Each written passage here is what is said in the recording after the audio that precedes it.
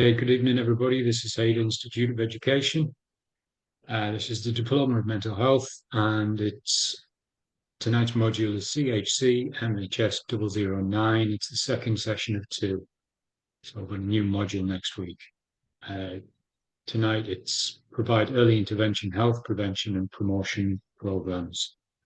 So just to start off, we'll do the acknowledgement of country.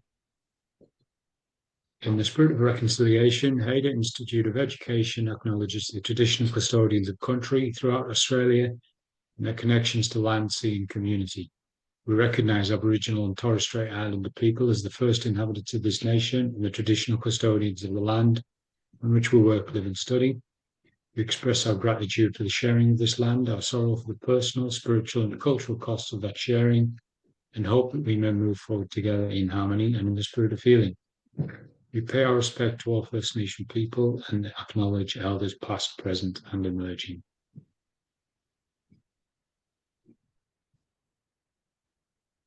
And just to kick off with the class, this is the housekeeping, the general expectations that we've got, your expectations of Haida and Haida's of you. So it's just the way we work every week. Obviously, starting with cameras, we're all here. If it's a class, since we're in a class, we just want to be equal, and we are a camera college, so the connection is built when we see each other. It can feel odd if there's people in the room without the camera on, spending the whole time just hiding behind the camera. It might be uncomfortable to put your camera on and show yourself, but then it's very uncomfortable everybody else if the camera isn't on.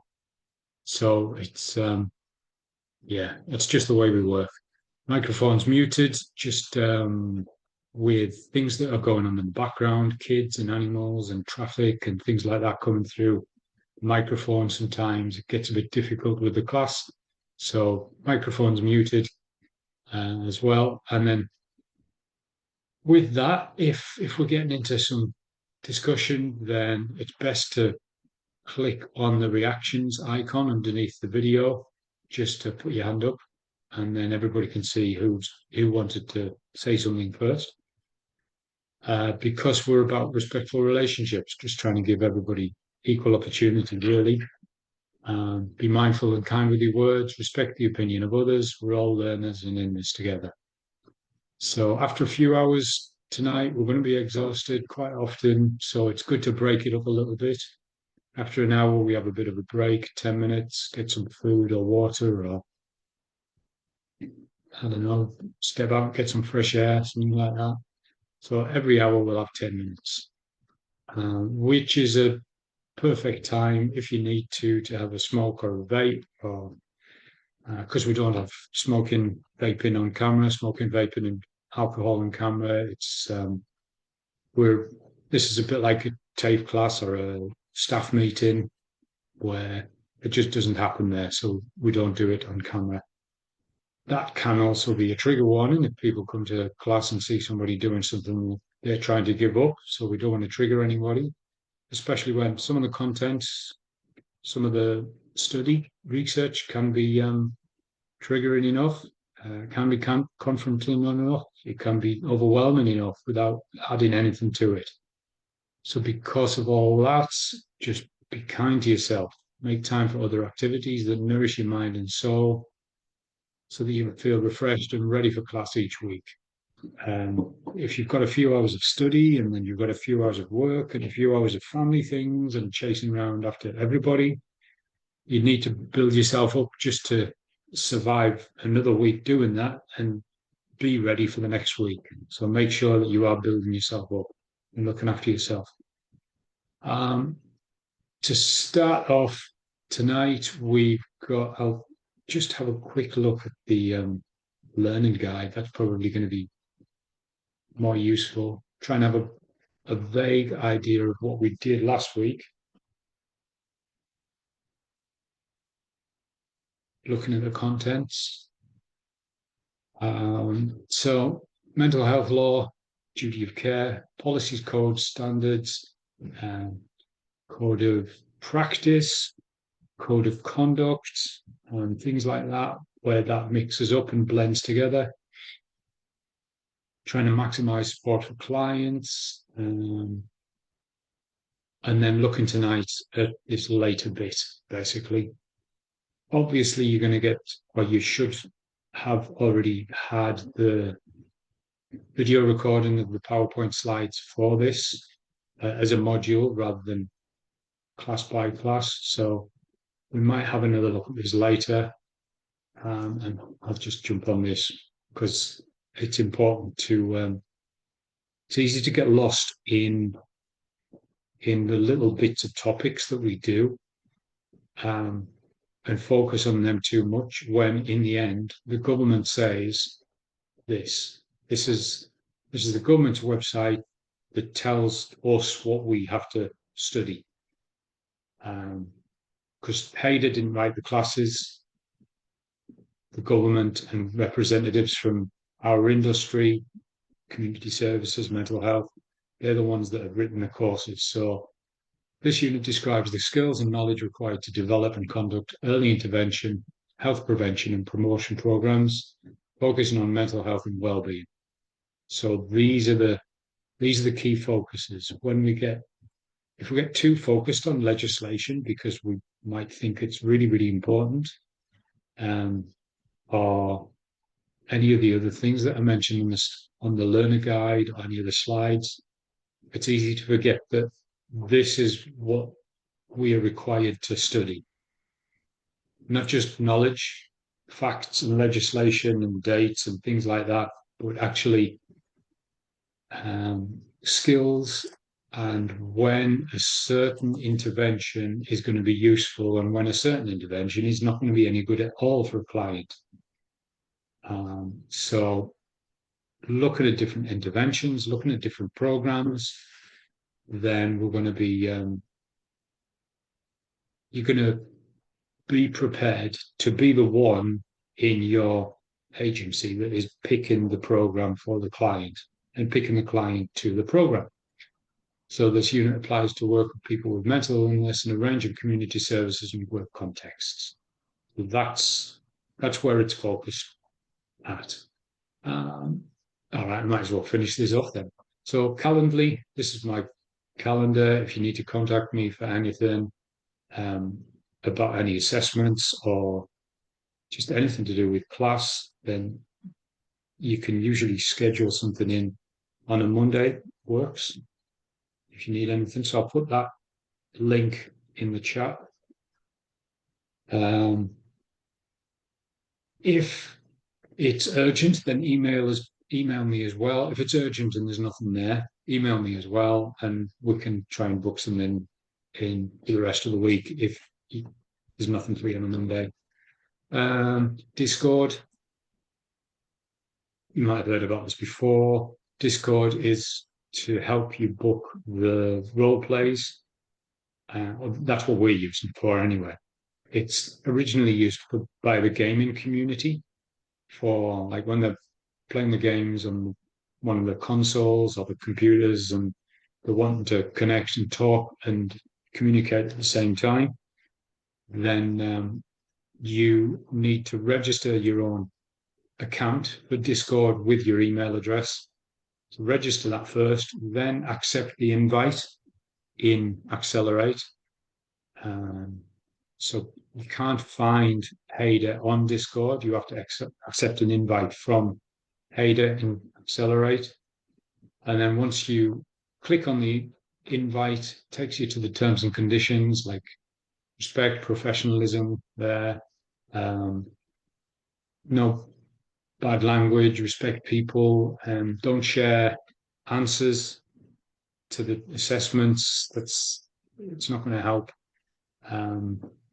If you need to contact LSO and any staff, we're usually on here. There's usually somebody on most of the time. And if you're in the middle of an assessment or writing something down, quite often a lot easier to contact LSO in one of the group rooms rather than maybe sending an email or telephoning can be quicker on here. So once you've read the terms and conditions, click on the OK to accept, and then it will take you from the terms and conditions into all the other rooms. You don't have to stay in the mental health one just because we're studying mental health in here. If you're looking for, ideally, it's trying to help you find a client, maybe for a role play that you need to do. You can look in any of these, and even I've got to point these out. The role play video helps to try and get the best out of your role play, making sure it's the best it can possibly be, really.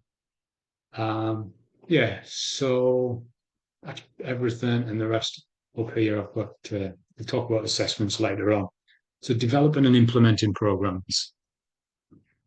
Um, Ideally, because there's so many good programs out there, whether you're the ones responsible for implemented parenting program or an A or D kind of program, then you don't have to come up with a program and think, okay, we've got 10 weeks to fill. What are we going to do for 10 weeks? There's usually a really good program that you could put in, depending on what the focus is, what you want to do with the client or with the community group that you're working with. Whatever it is, there'll be a program already made, already designed to put in, because we always work evidence-based. So the other reason that you're not expected to come up with your own program is because if you designed one that looked pretty good, but it's never been tested on anybody, is it worth running? It might not even work. So it's going to be better to run something that has already worked time and time again in other communities with other community groups. So promotion, prevention, and early intervention. So we've got promotion linked with advertising and trying to get the name of the agency and the program, the intervention, trying to get it out there as well is helpful. So reducing the burden of mental illness and mental disorder is ideally a lot of the main programs. That's what we want to do. Decreasing disability due to mental disorders, and prevention is sustainable. The prevention of mental illness is ideally the way we want to go. Mental health promotion, action taken to maximize mental health and well-being. So mental health specifically is a small part really of well-being, because well-being being the whole mental, emotional, spiritual, cultural, physical, environmental, the whole person. So well-being is the whole person, and mental health is part of it. So mental health promotion is the action taken to maximize mental health and well-being, because even when you're focusing intensely on mental health, it's only going to take us so far. We'll only get so far without focusing on the other areas as well, because mental health is linked with physical health. Mental health is linked with emotional health. It is linked with social health. So we have to lift everything at the same time. Mental health is linked with something that's going on in the family, whether it's a 2-person family or it's a 10-person family. The mental health is linked with all of that. So we have to focus on all of it. So it's a big job sometimes. So interventions that occur before the initial onset of a disorder, relies on reducing the risks for mental disorder. Selection prevention interventions target at-risk population. So an at-risk population would be somebody that, or a group of people, a community group that would be termed high risk for a certain mental health area. It could be depression, anxiety. It could be linked with other co-occurring things like domestic violence. It could be linked with AOD.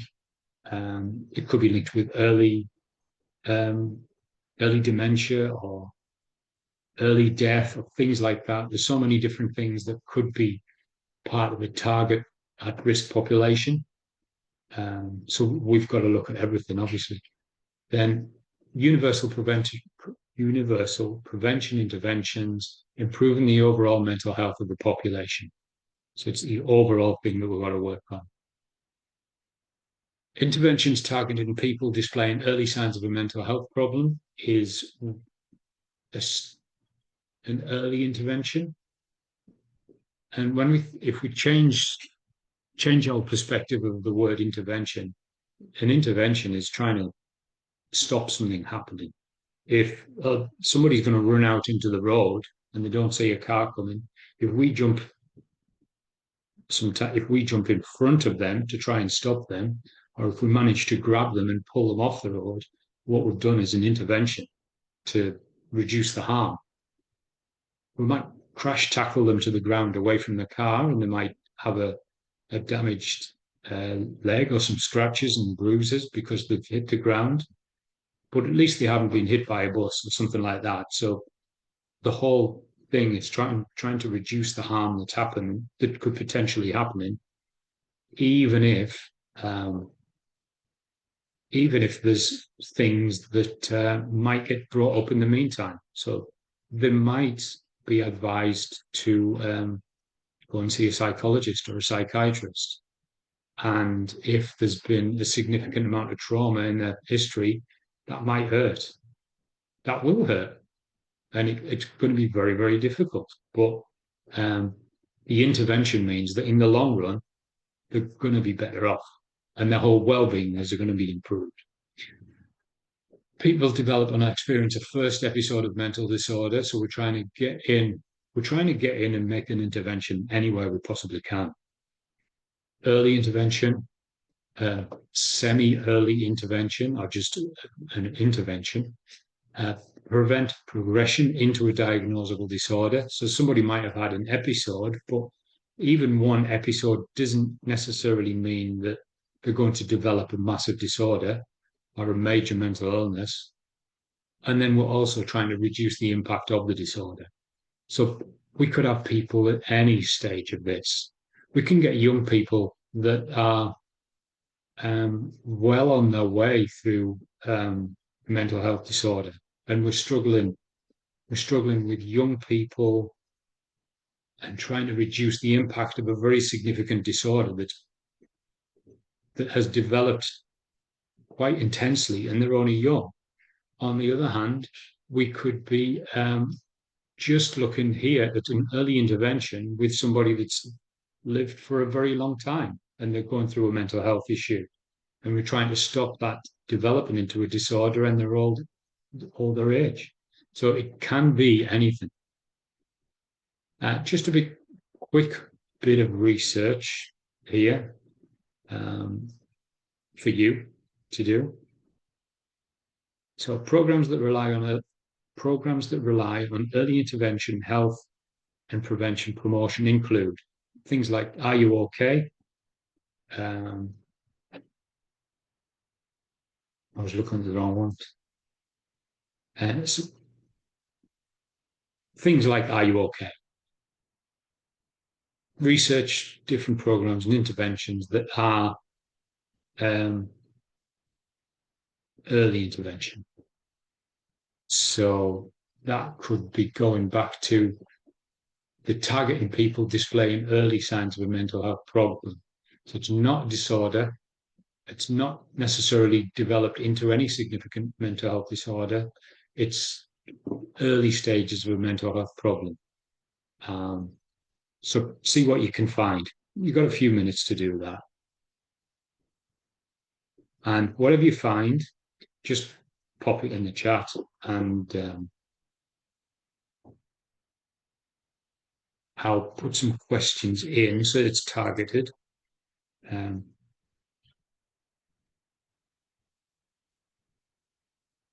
Oops, who is the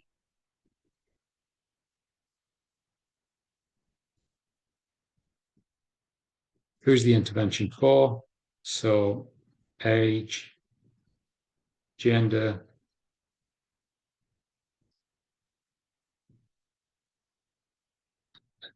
demographic.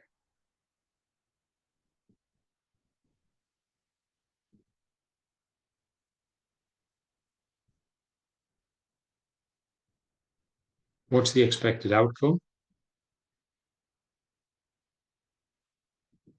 Sometimes the expected outcome might not be to kind of make sure that disorder doesn't develop. It might be just to connect them with um, some really good support networks.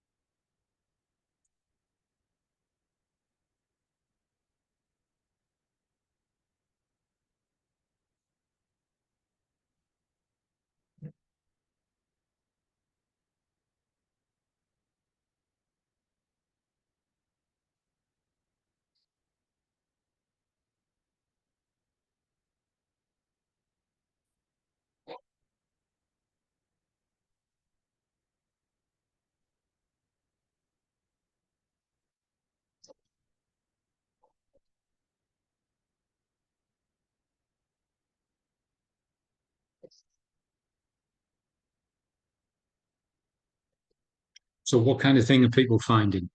Um, oh, location as well. Let's put location.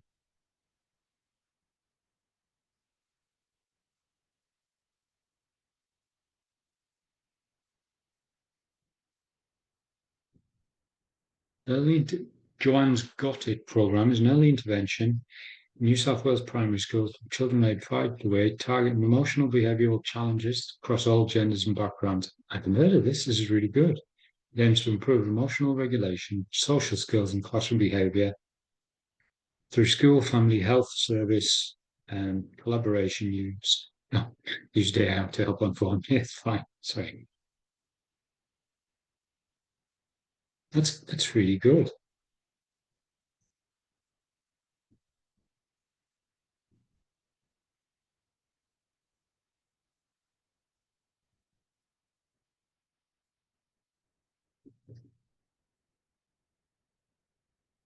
What was the thing I just said? I said got distracted by Joanne's program.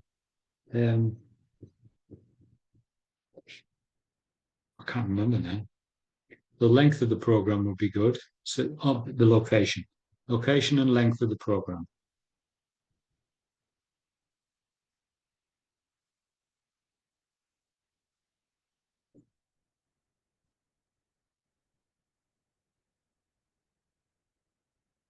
If it's running, if someone's running Queensland, that's fair enough. But if it's running Queensland and it's run online, then that's kind of cool. But if it's just running Queensland, then that's different. That's almost, Joanne, that's almost a bit like Are You Okay for kids?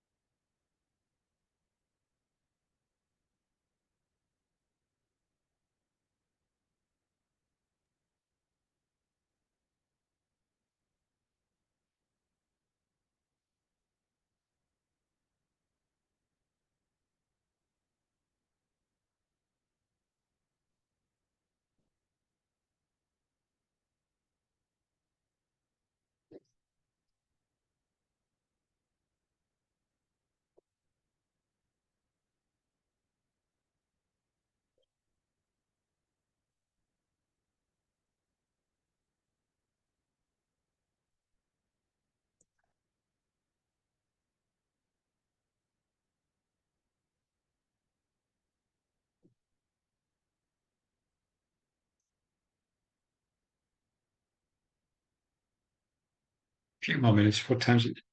I'll have 2 more minutes and then see if anybody's got anything extra.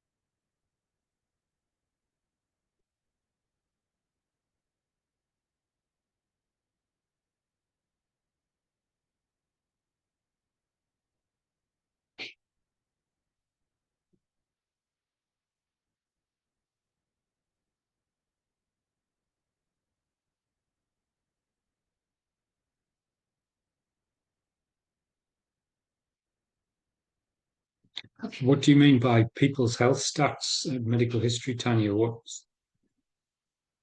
In what way would that be a program?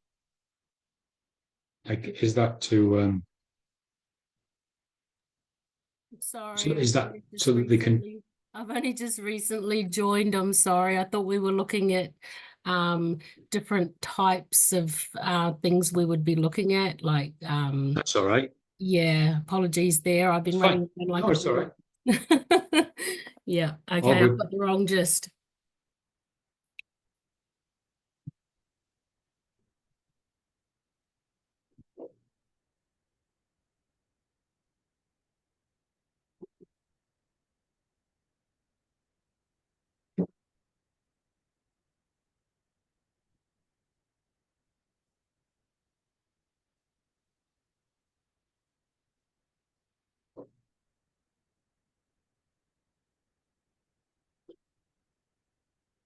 Anybody else got anything before we move on?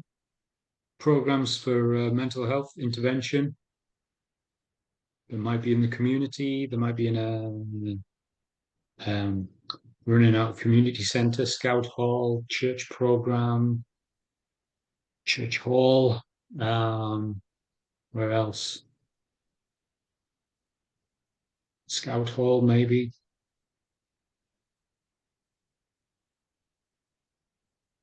Men's shed.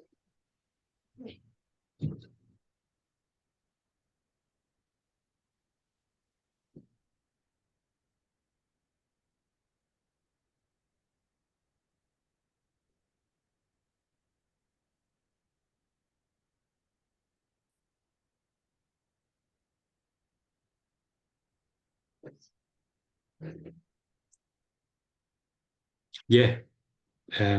Workplace. How can I forget workplaces? Definitely. Um, some work. I think I forget that because some workplaces could not care whether you've got whether they've got any mental health services in there. But some workplaces, obviously, they are great and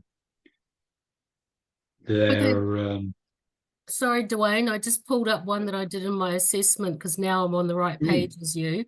There's one I pulled up which is called Live for Life. It's a youth mental health program.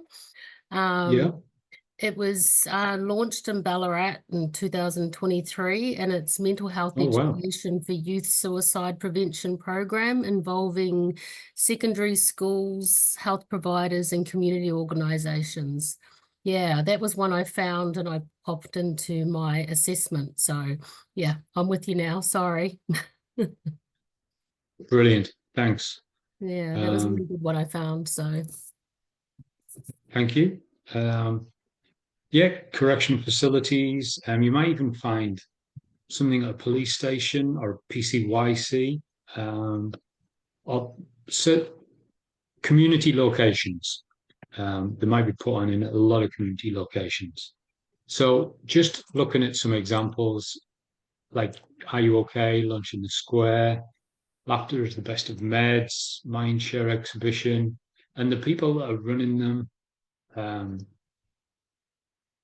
you like Lifeline could be running something, or it could be somewhere like Canteen, like a cancer charity, youth cancer charity, could also be running a mental health program, which is really, really good. So they've seen that trying to work on the mental health side is really effective. Walk Around the Bay, Mental Health and Wellbeing of Young People seminar series. So raising awareness with the community such as telephone counselling, Lifeline, Kids Helpline, Parent Line, all really, really helpful. Um, people under a lot of people can undermine the value of using the telephone, and we've got the internet now, and there's so much stuff on the internet. But when internet could be for some people, internet's a bit sketchy, or getting access to internet can be a bit sketchy. But if you've got a telephone line, you've got access to any sort of telephone connection. Like even if you're out west or you're out in really, really rural places, you might not get an internet line very easily, but you still might be able to get a telephone line for a lot of these, which is fantastic. Um, about 10 years ago when I don't know whether the drought has technically eased for the farmers, but when there was a lot of talk about droughts 10 years ago, um, there was a lot of farmers with mental health issues, and the suicide rate of farmers was going up and up and up, and a lot of the key charities, the mental health charities, were trying to stop it and trying to break into it and trying to run interventions for that. Um, and it was starting to work. But when, like I say, you don't have a strong internet connection, but you've got a little bit of a telephone line, and you're not going to get a care worker or a community worker to do a mental health social call if it's like 3 or 4 hours just to get to the property. But people still can get in contact. It can work. Things can happen. Um, so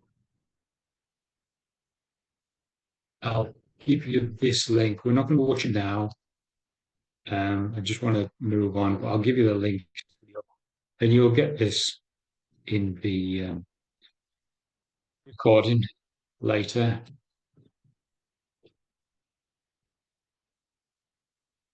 So, program development, understanding current preventative healthcare perspectives, that's got to be part of it.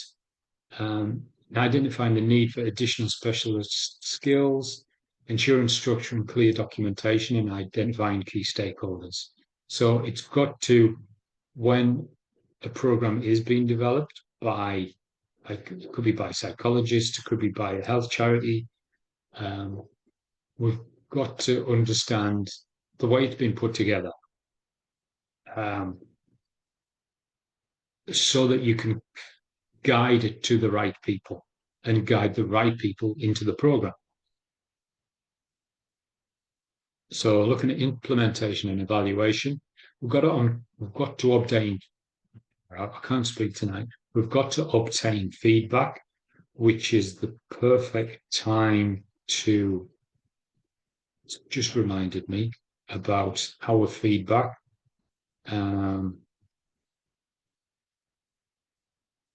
Not quite sure whether I've mentioned this before yet.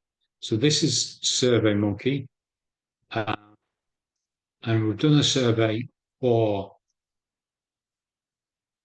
ideally it would go with each module that we do, and you give feedback on the module that you've done.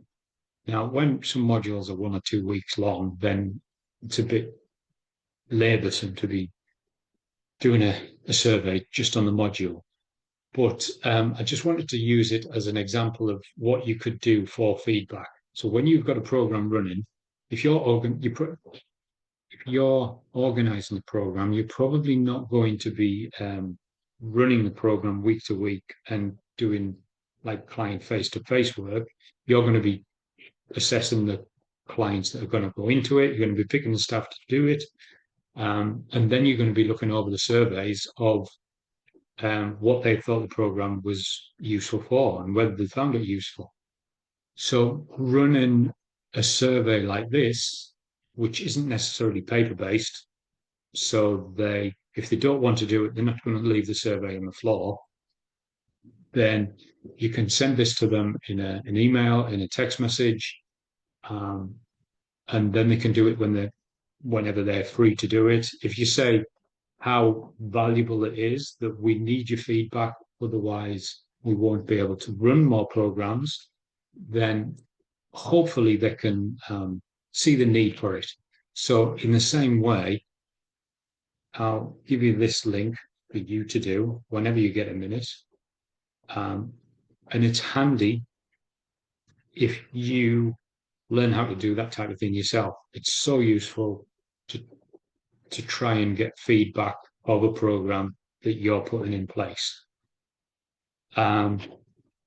Because the government wants the feedback as well. So if you put a program on and it seems to be successful, and people, I don't know, you get 10, 20 people coming to it and they say, oh yeah, it's brilliant, it's great, we loved it, it was really, really helpful for connected with family, improving my mental health, that's great. If you get no feedback from it, you're very unlikely to be able to run it again because you won't get the finances, because you won't be able to tell the government how successful it is. If you can't tell the government how successful it is, you're not going to get the funding for it. So designing your own feedbacks, if all else fails, you will have to come up with something to try and get feedback and evaluate it yourself. So yeah, do that when you get a minute and look at SurveyMonkey to design your own surveys. When you've got a minute between everything else that you've got to do, because there's no assessment for it, but it is really, really useful. So obtaining feedback, observing the program firsthand, which means if you're not running it, but you're organizing it, you're going to have to look in and see whether it's been run in the way that it should be run. Is it being run in the way that the program designers have designed it to be run? Are the people running it good communicators? Are they volunteers and they know they're not getting paid for it, so they really don't care? Or are you paying somebody to run it and you're not getting the value for money? So you're going to have to look and see whether it's useful. If you don't evaluate it, then you could be running it and running it and running it, and nobody even likes it. Nobody cares about it. So assessing if individuals have not achieved the outcomes. So ideally, there'll be a list of outcomes that the program advertises. When you run this program, maybe it'll be statistics based, that so many people say that their mental health improves. So many people say that relationships improve. So many people say that AOD use is down. So many people say hospital visitation, hospital stay, whether that's physical or mental health unit, is all down. And it looks great. So all of the things that it's advertised, are they happening when you have the program run? And if not, then why not? And speaking to community members to find out what programs might be needed and find out whether the program that you've run is useful. So evaluations, listening to and understanding the feedback and information that has been gathered, being objective meaning that, okay, we weren't expecting this evaluation. We weren't expecting to hear that it's not as useful as we thought it was going to be. We weren't expecting to hear that the community wanted a slightly different program. We weren't expecting to hear that despite government information that said it was wonderful, we weren't expecting to find out that it's not as useful as everybody said in the first place. So got to be objective and then cancel it if need be. Or we weren't expecting it to be this successful. We weren't expecting everyone to love it. It was maybe a cheap program. We've got a little bit of funding and we run a program and it's been amazing. Take on board circumstances and influences. Influences could be community members. It could be the fact that certain areas of the community socially won't mix with other sides of the community. It could be a racial split. It could be an age split. And you might have to run two programs on different days, two of the same program, because the younger people won't go with the older people, or you can't mix the males and the females. You can't mix that culture with that culture. And it's the same community, the same community center. It's just we need to run it for different groups of people. So evaluations, knowing the substance of information. What is it that people have said? Qualitative, got to get these the right way around. So quantitative here, this is the numbers. This is percentages, statistics, specific mathematical data, because it's quantity. And quality is the things that numbers don't tell us. So if we've got 100 people that said it's great, that's good. The government's wanting to hear that 100 people said it was good. But if, and that's here, 100 people saying it's really good is what the government want to hear. But here, this is where one person says that restored relationships in their family, or it's it's helped them reduce, it's helped their mental health increase and their AOD use decrease, and rebuilt a connection with somebody in the family, and help them understand, help build connections with school. And we don't hear all of the qualitative stuff in feedback when we're talking just on numbers and stats. And unfortunately, this isn't the area that gets the money, because quite often the government is just wanting data to say that it can be run again. So in the middle of needing some really good reports about it, in the end, numbers are going to get the budget for it so that it can be run again. With evaluations, again, we've got smart targets. So with a smart target originally was based on people's, like, a life coaching style and a sports coaching style of thing, where people can aim for goals, aim for something to improve on, whether that's something in their workplace, something in their sports life. To measure it all like this is something that is going to help somebody move on and be specific about. And then they brought this into mental health service, community service, and alcohol and other drug service, so that realizing if we set a goal that's smart in this way, specific, measurable, attainable, relevant, and timely, so smart, then it's going to be achieved more than likely, because it's been set up really, really well. So if you wanted to, health programs and weight programs, like diet and weight programs, if you just say, I want to lose weight, that's one thing. But if you, how much, there's a chance that you might never ever reach that goal, because you haven't said how much you want to lose. You haven't said whether you might be successful, because what kind of time period are you thinking?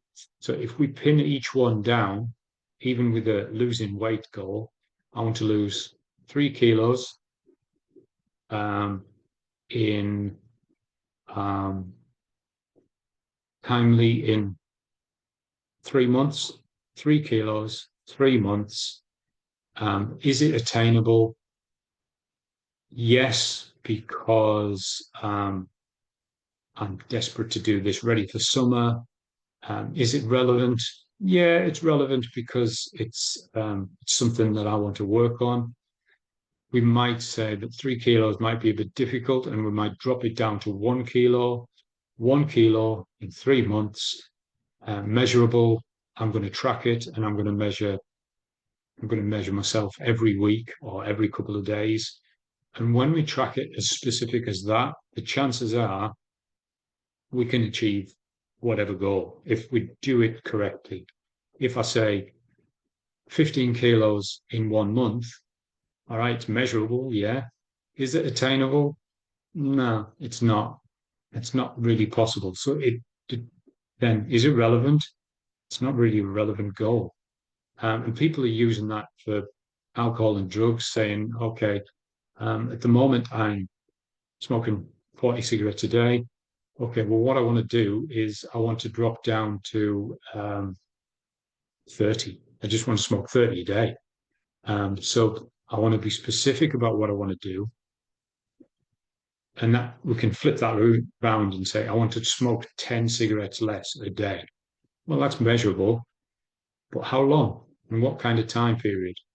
Well, if I say a month, I want to reduce my cigarette use by 10 cigarettes in 1 month. Is that attainable? Possibly, but I need to figure out how to do it. Whether that's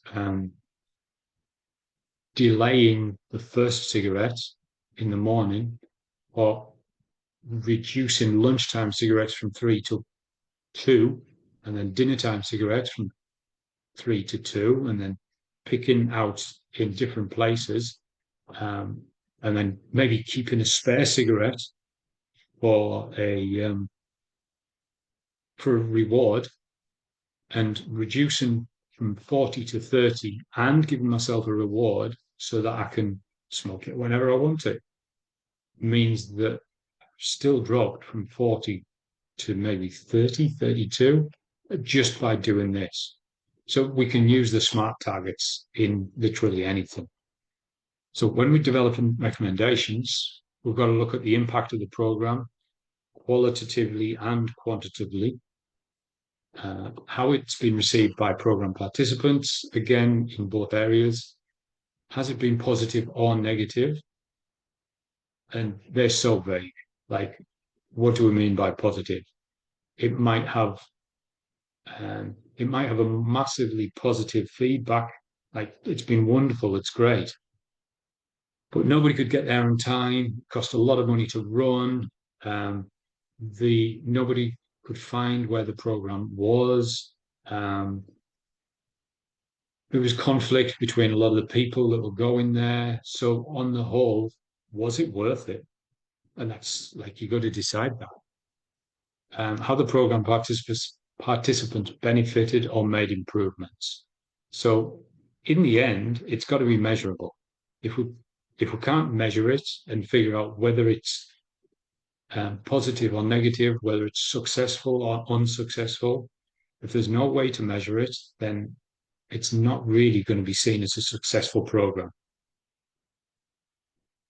So when we develop recommendations with complex issues that have multiple factors attached to them, we've got to pull each one apart and say, okay, we've got to analyze each factor and say whether it's going to work because of whether it's a mental health issue, is it a social health issue, is it an environmental health issue?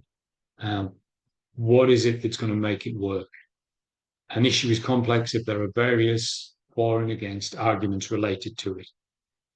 Some people can only see negatives and some people can only see positives. But if there's a lot of for and against, then it's going to be more and more complicated to say whether it's going to be successful. We'll skip this bit of research because it's nearly break time. So outcomes and evaluations recorded for all future program discussions called consultations and reviews. We're going to provide evidence of the facts, summaries, and points of quantifiable data. So quantifiable data is the numbers side. We've got to be looking at what are the statistics saying, whether it's people statistics or it's financial statistics, because in the end, every program needs money to run. Every program will need a place to run it. So it's going to incur a rent, and trying to get a building for free for a few weeks is really, really difficult. Every building owner wants some sort of input and some sort of financial input. An incentive, are you going to provide an incentive for people to come? Whether that's free coffee and cookies, or a few sandwiches, who's going to pay for that? Quite often you can get things like that subsidized, and some people will provide like tea and coffee for you, and then somebody else can provide maybe milk for the coffee, somebody else can provide maybe some sandwiches sometimes. Sometimes the participants that are in the program, they might be willing to come to a free program, but then each of them might be able to organize, one person might be able to organize some like plastic cups. Another person might be able to organize like free tea and coffee because their employment might want to throw something into the hat. Somebody else might be able to source some sandwiches and some food every week. Um, but then once you start working with food, is the food going to be safe? Does it need to be vetted? Is it going to be tuna sandwiches that are going to be left in a car all morning? And then by the time they come for the program, they're not going to be, nobody will want to eat them. And if they do eat them, then everybody's going to get sick. So you've got to be careful with providing hospitality is another issue. Neatly and professionally presented. Is it neatly and professionally presented, or does it look like somebody has just it's a free program, so nobody can complain when it's not really run very well. And that's obviously got to be the issues that we're looking at. So operational changes such as change of venue, the wrong things can happen at the wrong times. Like the program is just kicking off and the building has a flood or it's broken into and there's glass all over the floor and you only find out on the morning of the program that's going to get run. So sometimes it's just chaos and you've got to reinvent the wheel sometimes. So resourcing changes such as additionalness, special help. Um, where would you go for extra volunteers or extra support? Financial aid, such as identifying the need for additional spending to improve service delivery, even hard copy resources. Somebody's going to need to provide the photocopying for that. If you've got 10 people and you've got a couple of handouts, if you go to the library and do that, you could be spending easily $10 a week on photocopying. And that's going to build up. So $10 a week over a program that's 6 weeks long, somebody has to pay for that $60, which could be more expensive than the coffee that you were wanting to provide, but now can't afford because you've got to get photocopying done. Last one, backed up with reasons for changes. We've got to improve the program in line with the objectives of the program. So in the end, the program itself has to be evaluated. Overall, we get all the feedback, all the paperwork. We read through it and we say, according to the feedback, yes, it was good, but it just wasn't worth it. Or the feedback was good. We only got 5 people coming every week. We got 3 feedback surveys, and they all said it was fantastic. So if it wasn't very expensive to run, it just might work. With clear documentation and records of personal accounts and experiences, they are gold. And it's best to, once you get them back to the office, it's best to photocopy them because when you get statistics can go anywhere and they can be documented and it's only a tiny piece of information that gets uploaded. But when somebody's written a feedback survey and it's described how their mental health has improved because of it, having to photocopy that a few times so that you don't lose it because it's really, really important and it says a lot about how the program was run. That's a great way to look at it. All right, let's have a break there and we'll come back in 10 minutes and we'll look at the assessments.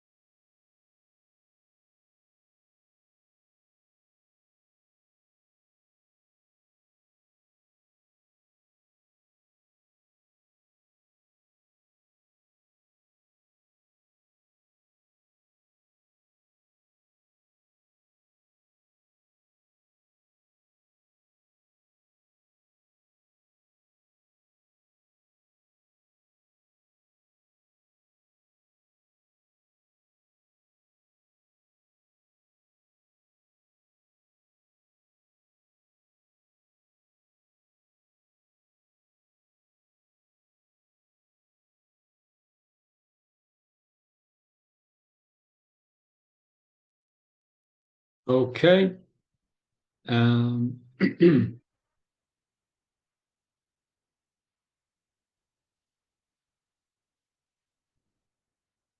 Come on, it won't start. Right. Right, just have a look at the assessments. Ignoring the questions because we did them last week. So, first of all, the research report. Not sure whether we looked at this at all last week, but we can have a quick look at it now. There's we've only got a few slides left anyway, so you're not missing anything there.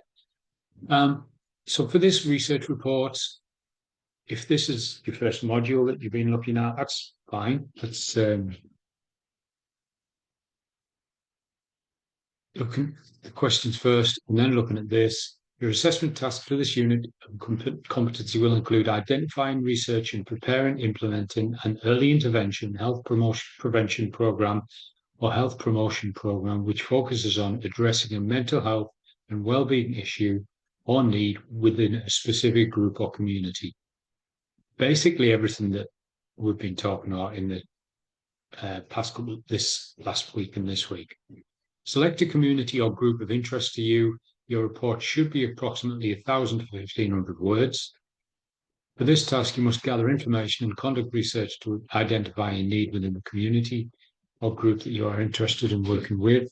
And prepare a report which builds a profile of your selected community or group, including demographic trends, population health trends, social trends, epidemiology trends, describes the community or group's mental health and well-being issues of concern, describes the community or group's mental health and well-being risks, describes the community or group's mental health and well-being protective factors, identifies key stakeholders and summarizes their input into identifying a need, relies on the research conducted to identify a key issue to address, sets objectives or goals for the intervention or the health prevention program, and reference all sources of information.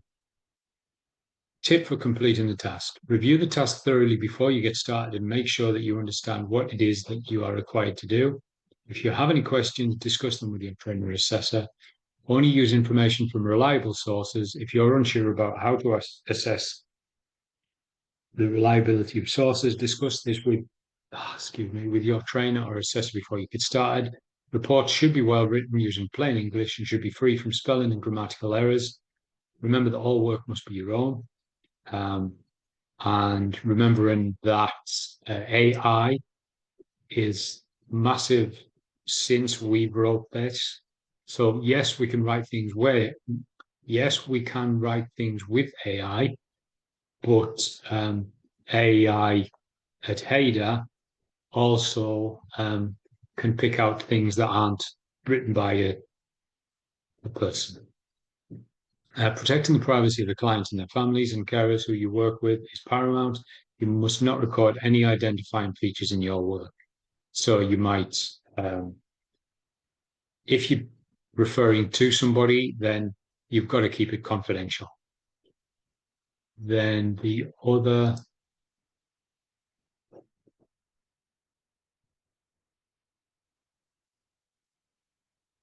what was this one? Oh, okay. So I don't need that one.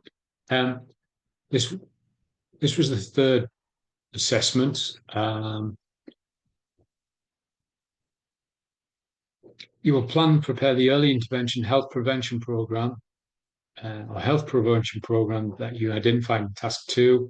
There are 3 parts to this assessment task. Prepare a plan which identifies the most suitable delivery method for your program based on the intervention gathered in task 2. The program can be seminar-based, a promotional event, community visit, online, arts-based, media-based. So it's been inclusive there. It's saying you can pretty much do anything you want, really. Compare the features of at least 3 similar evidence-based programs which can be run in your community or in communities similar to yours. Identify the strengths of each of the programs. Identify areas for improvement in each program. investigate the current preventative health care perspectives relevant to your proposed program and summarize them in your plan. Identify the specialist skills that will be required for your program and summarize them in your plan. Create structure and document a program plan in response to the goals and objectives that you identified in task 2. Ensure that the plan meets the requirements of your organization's policy and procedures and reference them in your document. So that's the idea about it. The program plan that it's talking about they're the pointers for that. An action plan about where you would focus the attention and the effort is here. What activities are going to get done? Who's going to do what roles? Who's going to implement the program? Who's going to lead it? Resources, timelines, all of that needs to be analysed. Then evaluate the program, basically. With all of that, it's probably best if you not copy something that's already been run. For one, you're copying something and it's not fair. But if you actually see what program has worked where in your local area as a first off, and see what issues you would like to be addressing in your local area, that can work. On the other hand, you could turn it around and see what mental health intervention programs do get run a lot. Like some programs are just run everywhere because they're so good, and they can hit so many different objectives that so many local health authorities want to run these programs. So if you find one of them, you might be able to study it and then think, actually, this is run everywhere and it could run in the community that I'm looking at. Be great. Anything like that? Yes, Joanne, go for it. Okay. Is there like a specific format? Like every plan would start with like a research report. You've got your introduction and you've got an executive summary. Is there something like that exists for these programs, or is it just how the person puts it together, the documents? It's not a universal. It's not a university research document. Yeah. It's not meant to be. Nobody's wanting that. If you do the research and you put it together, and it's long enough, it's 1,500 words or whatever it said. It's just wanting the research, and it's wanting the bibliography or references. As long as that's all there, then that's the main thing. It's trying to get you to research without being like overwhelmed and bored with the research. Like, yeah, that's what it's trying to do. Is it survey link again? Just kidding. Yes. Okay. So big one. it is definitely, and you'll find, there's a lot of these research reports with a lot of the modules that you've got. On the other hand, that's a bit of a segue into the other bit, that there's very few role plays at all this year, left for the rest of all through winter, pretty much. So role plays are logistically the most complicated things to get put in place and organize and have done, and they're not straightforward because you can't write them out and then have that assessed like that. But like I said, there's very few left this side of winter, which means that you've got no issues. You can just focus on all the other assessments for all of the modules. But then it's going to be a bit of a culture shock when you start doing role plays. Looking at somebody's list of modules here. If you've been here for a few weeks or a few months, you'll probably figure out where it is we are, or what you can remember being done. So at the moment we're here, obviously, and then all the way down here, if each module is like 2-3 weeks long, going all the way down, there's no role plays for any of these modules, and I'm talking into August.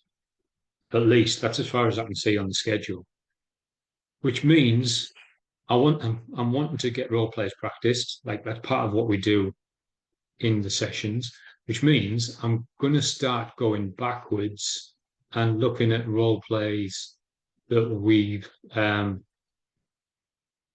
doing in the past few weeks that maybe you haven't done yet, you haven't got around to doing it, and you're thinking of, oh, I'll get around to it eventually. So I'm going to start pulling some of these that have nothing to do with the modules that we're doing into the class.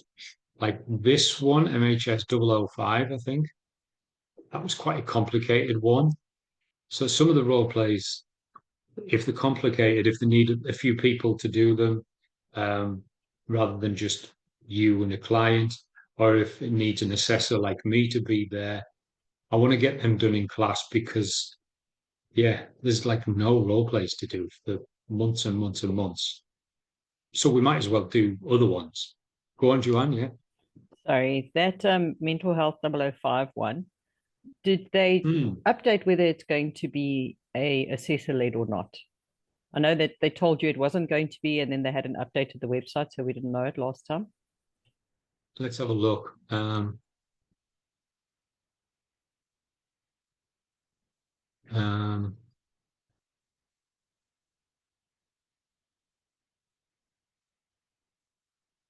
I'll see what it says. Oh, it's the assessor led. We've got rid of videos. I'm still arguing with this page, and I'm sure it's not assessor led, even though it says it is. So that's as far as I can tell you, unfortunately. Even so, we can, if we're doing these in class, you've got we've got everyone here anyway, and we can work through them. Yeah. I think, sorry, Dwayne, when we had Yes. the other lady that filled in for you a couple of weeks ago, she did Oh, yeah. Yeah. yeah, she was lovely actually.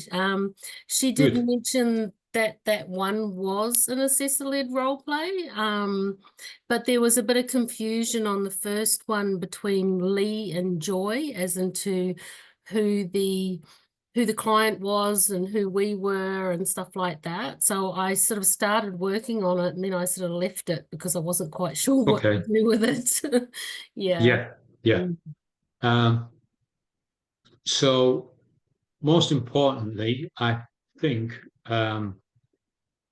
if we're here now, like this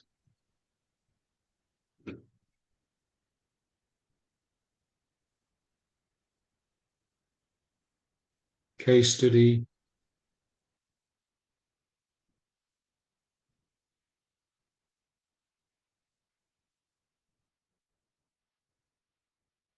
project, PRP002, that was a role play, PRP002, wasn't it? Yes, it was. So I think that's probably going to be the best one to start on. So I'll open this up, and then we can work on this in groups. I'll put it on the screen, and then the best thing to do is take a photo with your phone or screenshot it, if you know how to do that with your laptop. sometimes it isn't easy.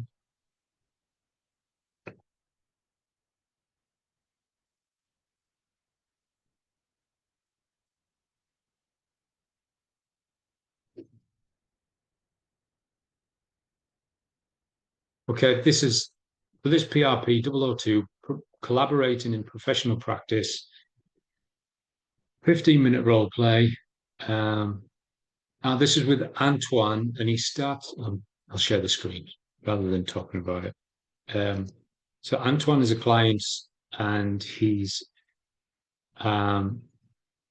substance abuse and depression to start with, and then his mum's having some health issues. So it's a progression of Antoine there. It's a progression of him working through certain issues first, whatever issues we start with working on with him. Then it changes to grief because he loses his mum. So then we have to change our format of the way we work with him. And then he gets better, as far as I can remember, because of the way, yeah, Antoine is now back to normal, daily routine. You checked in with him 3 weeks, or 3 times, sorry, while he was going through his grieving process, and could see that he was handling the situation well. So it's a bit of a story with Antoine, and then working with him, help supporting him. So we'll look at the first scenario.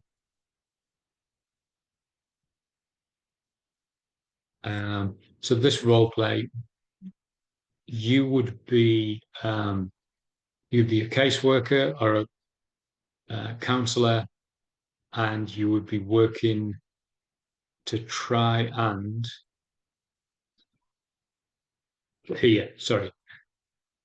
try and establish and maintain relationships based on mutual respect and trust. So that is the way that you speak to somebody. Obviously, the way, not that you're grilling them for answers, and you're not talking about privacy and confidentiality. You're just building up trust and establishing a rapport with them.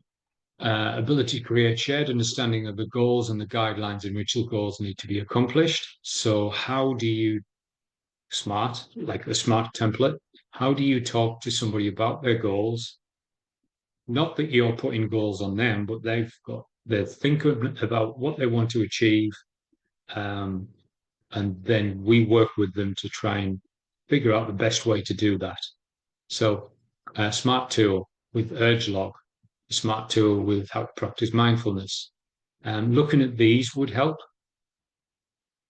so that when you're in the role play, you could be talking through 1 or 2 of these and say, okay, based on what you've said to me, I reckon let's look at an urge log, which is when somebody feels triggered and they want to do a negative behavior, then they would track that on a piece of paper and see where they are when the urge happens or the trigger happens, who they're with, time of day, what was on TV, what was on the radio, were they in the car, were they walking through the shopping centre? So they have to analyse the trigger or the negative behaviour, the negative emotion, negative thought patterns. So all of them can get analysed so that the client can be reflective and think about what it is that they want to work on. And yes, it's used for AOD issues, but we can just as easily use it for mental health issues and say, okay, so when did it first start on that day that your emotions took a dive? Where were you? What had you eaten? Massive connection. Like, what was your sleep like the night before? All of these things. And connecting all of the dots for somebody quite often helps them. So maintain a high standard of personal engagement and professionalism. In the end, you're not a mate. You're meant to be a caseworker for them, and you're meant to be providing a service for them, to them, which means, yeah, professionalism, not matey. Ability to share your professional expertise is important. So in that, looking at Antoine, when Antoine first started attending the service, one of his driving factors to work on his substance abuse factors was his desire to help in the care of his mother, who was dementia. He's admitted to suffering anxiety surrounding the thought of her dying. Throughout his treatment, he's increased the amount of time he spends helping to care for her. Antoine has now acknowledged that her death could cause him to spiral out of control, and he knows that he needs to have a plan in place to deal with that eventually. His mother's health has steadily worsened over the last few months. She's now bedbound, and Antoine now knows time is short. He's come to you and asked you to help him to work through the problem and help him plan for this quickly approaching event. So if I annotate, what are we going to pick at as one of the first things, like, to work with? If Antoine's come in and he's told you all of this, where do we start? First things to talk about.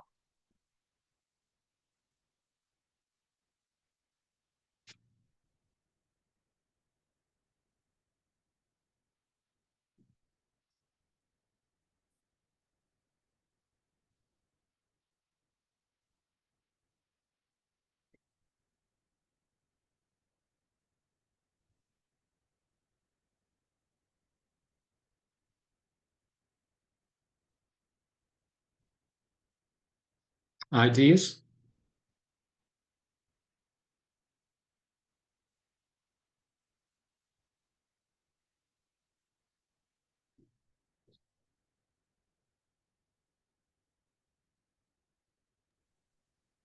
No, Alison, it's slightly old. We did it here 6 weeks ago, maybe. So just to be clear, even though this module might not be open, you might not be able to see this one, PRP 002, in Accelerate, then we can still do it. You can still get it assessed. If you work on it in the class and you have it assessed in the class, you've not really put any extra effort outside of class to get it completed. So that's a big win. Especially when this module does come around for you, then you've obviously got to logistically plan it and think about it and put it into practice. It would be wasted if you work on it a little bit now and never really do anything with it, and then in 3, 4, 5, 6 months' time, when it does come round, you think, oh, what did we talk about with that? What do I need to do for that? I can't even remember it. So it's a lot easier to work on it now, even get it assessed, even though the module is not open. We can still do that. That's fine. So Okay, that's kind of the way. Can I jump in, Dwayne, and sort of say that I Yeah, think yeah, definitely. the first thing that I'd look at with Anton is Yeah. starting on himself. Like, he has to help himself before he can really be helping his mum. So looking at his substance abuse and what he's got under control, I'd probably really start looking at where he's at, what he can do for himself, and then he can start, working on how he can help his mum. It's like come right back. Does that? Yeah, yeah, definitely. And it's a cliche, but it's always mentioned, and it's true, that when you're on a plane and the plane's going to crash and everybody and the masks come falling down, the stewards and stewardesses say you've got to put your own mask on first, even though you love your kids and you love your partner. You cannot help other people if you can't help yourself. If you haven't got your mask on, you will die before you're able to help them. So Yeah, I in think that, that's what I'm saying. You go right back to the basic. You go right back to where he's at before he can help yeah, his mum. And then by helping him, that will help him to empower and help his mum because he'll be stronger as well. Does that? Yeah. yeah, Okay, cool. yes. So Kim's just mentioned, in the end, like no matter what we do, um, at some point we've got to look at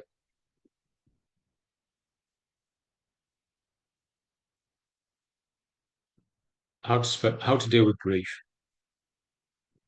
Is it I before E? I think it's I before E, isn't it?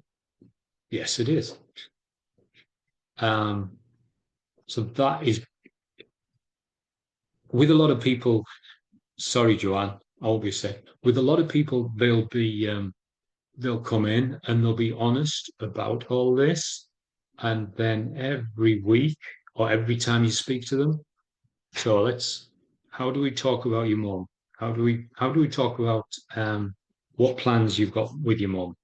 How do we address that? And every week, every time they say, I'd rather not talk about it right now. Can we put that off? And we just say, yeah, no worries, no problem. We'll move on to something else. We can discuss something else this week.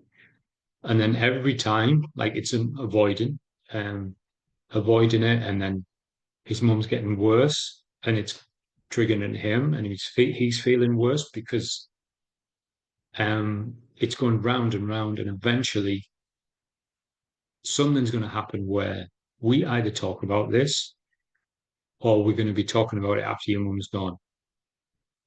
And it doesn't have to be a massive thing. And there's ways to do stuff like that, which is important. What were you going to say, Joanne? Sorry.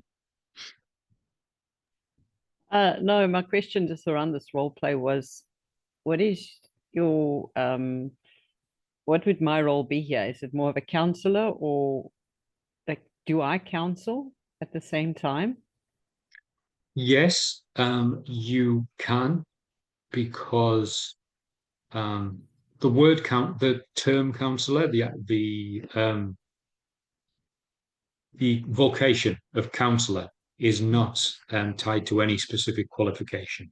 So if you were to if you were to say to somebody that you were unqualified but you were going to do some surgery on them, then there would be a problem, like a legal Yeah. problem, an ethical problem, because if you can only do surgery if you are a surgeon and you've got the Yeah. qualifications and you're part of an association, a surgeons association, as a doctor. But for counselling, the job of counsellor, the activity of counselling, it's not tied to a qualification. So there's even courses that we can go on to look at the accidental counsellor and how to counsel somebody in specific circumstances and situations, which helps. It's good. It just means that when somebody has got on their business card that they are a counsellor, they might have done a 2-day course, or they might have studied it for 10 years. And there's no way to easily figure it out unless they're a psychologist or a psychiatrist, because then obviously you're either a doctor or nearly a doctor. Okay. So that's the long answer. The short answer is yes, you will be counselling casework in Antoine. Okay, cool. So it's not just work out his goals with him and then get him grief counseling. It'd be doing the grief counseling myself. Yeah, definitely. Cool. And grief isn't dealt with in a few weeks. So you would be talking with him about it, but then you would be sending him off to a grief counsellor, a specialist that studied grief maybe for 10 years, and getting some real help with him for that. No? Yeah. For him with that. And it obviously, so you're talking about everything with Antoine about it. But you might refer him to a grief counsellor. You might refer him to an AOD counsellor. you might refer him to a community worker that's going to help him with his mum. You might refer him to what else has he got there? Like a separate kind of person, either like a home help or somebody that's working with dementia. So there's like two different issues there. What were you going to say, Therese?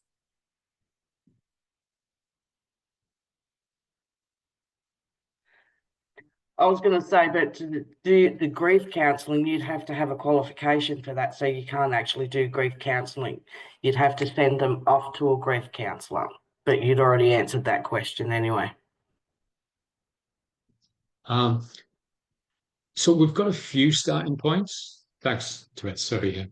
We've got a few starting points. I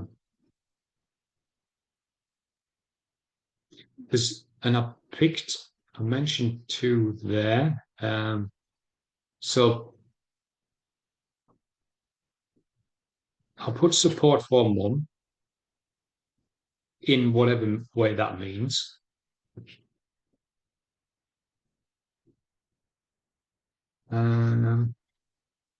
Because Antoine can only do so much, and like you've said, we can only help his mum by helping Antoine. So maybe either somebody that's working with the dementia or somebody that's looking after the house so that Antoine can look after his mum. So either of them. Do you think And that maybe yeah, if he got some like respite care for mum while he's taking care of himself, it can take the pressure off him and she can be getting care, pending on her age as well, whether she goes to what's it called when they it's not the NDIS, it's the my aged care, sorry, where she could be oh assessed yeah, through her needs through my aged care and what she could be receiving and home support and so forth through support workers and stuff. yeah, Take the pressure off yeah. him. Yeah. Like that's the question that you would put in your role play. Okay. And everybody's different. Is in your role play, is mum too frail to go into respite care? Kim's just mentioned respite care. That's what she was talking about. Is in your role play, is mum too frail to go there? Which means Antoine needs support himself and it's home based. Or is mum still physically strong and some respite care is going to be really, really helpful to get Antoine some free time so that Antoine can get off to sea to get some home care support in and clean the house for him, and so that he can get out and speak to a grief counsellor, and he can, well, not just a grief counsellor, but an AOD counsellor as well, and he can be working on all of that while mum's out in her own care for herself, obviously. But that's for you Mum's to decide. bedbound. That's Mum what. has Say that become again. bedbound. Mum has You, become bedbound, so she can't go into respite in an aged care home or anything. right. So I don't know that. Is there no way to? Does she have to stay in bed then? She's like Yeah, cannot get out. yeah. Right. So Okay. if she's now bedbound and Anton knows that the time is short, for him to get respite, he'd have to have a nurse come into the home so that he can Right. go out. Right. Yeah. So Okay. it So could be for that's a day or an hour or two a day, so just so that he can yeah. get time for himself. Perfect. Yeah, definitely. So when it says ideas, everyone, he has come to you and asked you to help him to work through the problem. What is the problem, do you reckon? It's the problem and helping plan for his quickly approaching event. But what is the problem, would you say?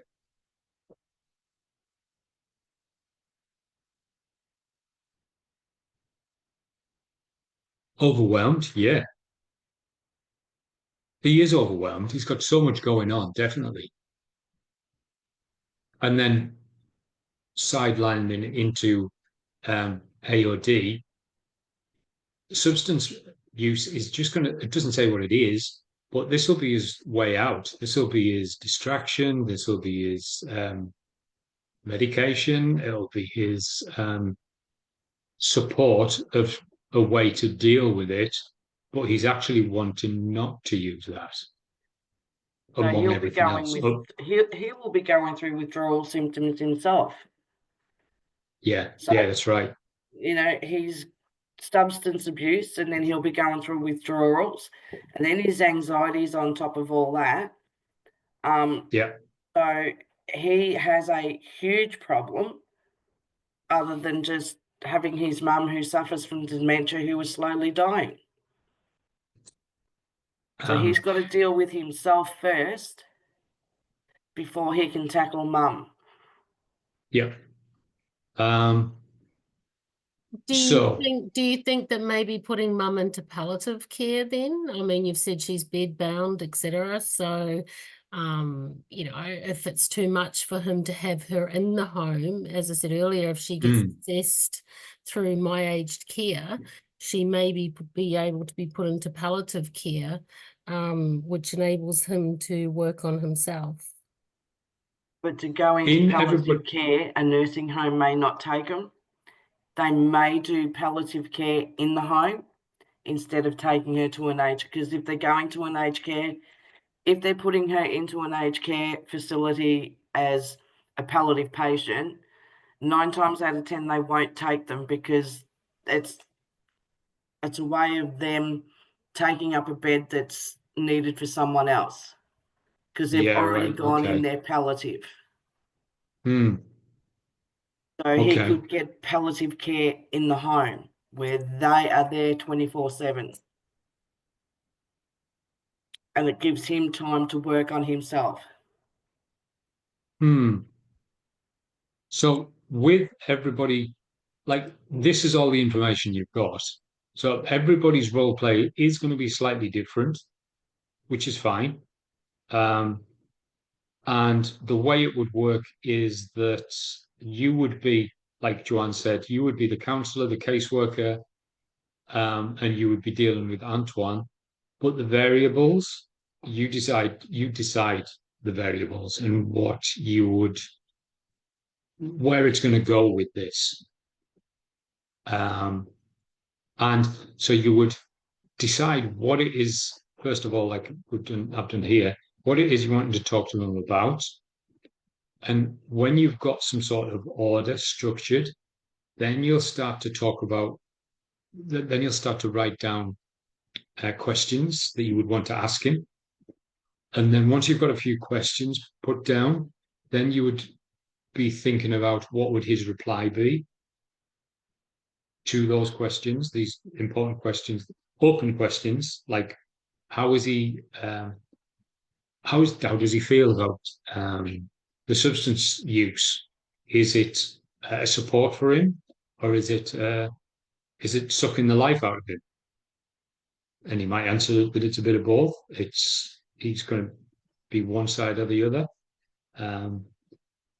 Eventually, you're going to be talking about grief, but it might be one of the things that he's going to put off, which means you don't necessarily need to send him straight off to a grief counsellor if he's not even willing to talk about it yet. So you decide which thing you're going to focus on first, what your structure is of the conversation, and like it said, it's 15 minutes.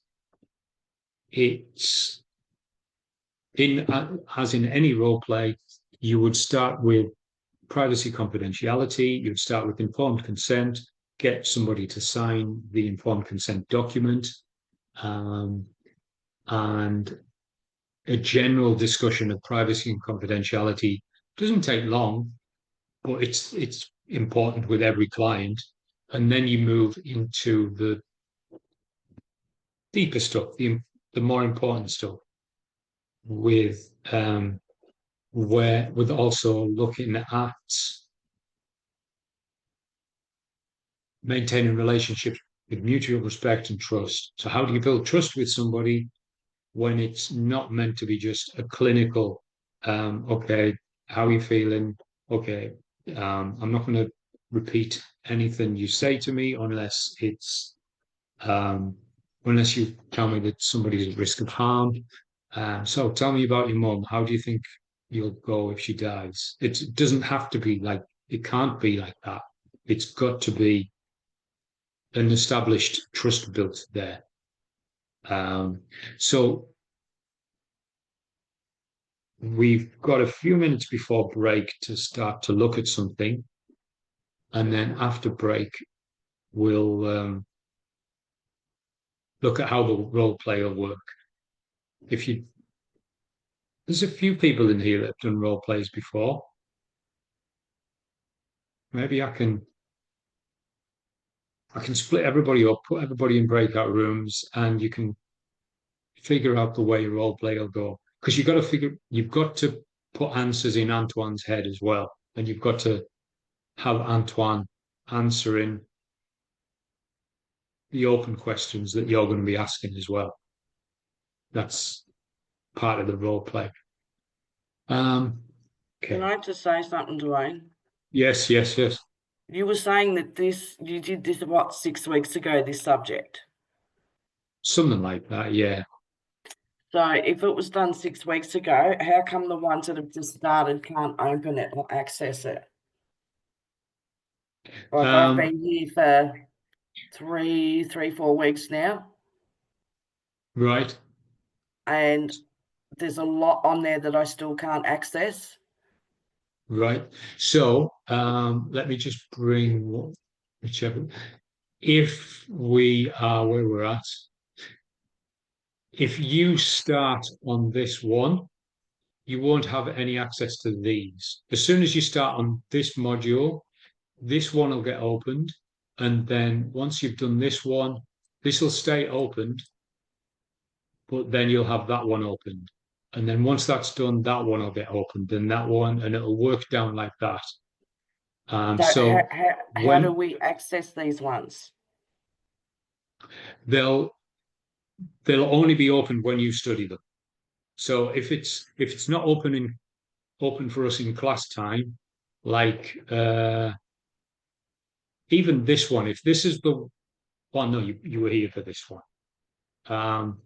So if you didn't have this one open, you must have started here potentially. So if this was your first module, potentially this one will be your last one, the final module that you've got to do in 11 months' time. Okay. Which is fine. Like you don't need to worry about any of the assessments for that.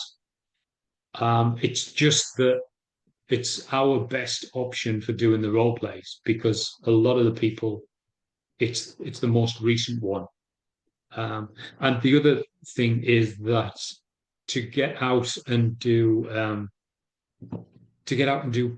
work placement, a placement for the diploma, you've got to have 50% of the course complete, but where that's complete because we've got all of those modules ticked, but anything that hasn't got all the green ticks, then that's not complete.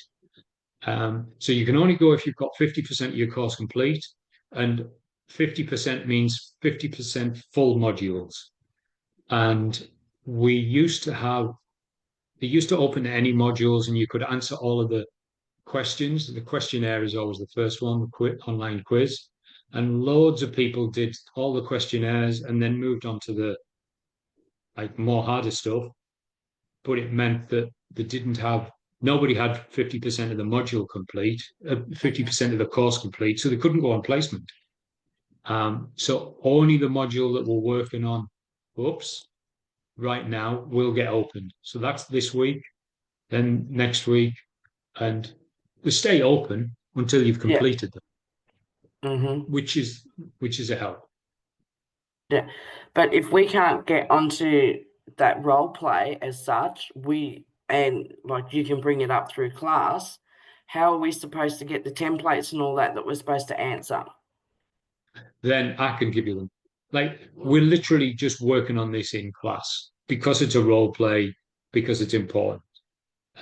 It's the only way. Um, when the government website says skills and knowledge, so we're looking at all of the knowledge on the PowerPoint slides. The skills, that's in the role plays and it's in your work placement. Mhm. But if you don't do any role plays and then you go off to work placement, it's a big culture shock, especially if you're not working in the industry. If it's literally a new area, it's pretty scary. So we're trying to do role plays to make it more real, and yeah, make it less of a culture shock. Really, that's what we're trying to do. No, So that means anything that you need. Where is it? It's here. Anything yeah. you need, I can download any of these now and send them to you. Like Yeah, a so relapse prevention plan, for instance.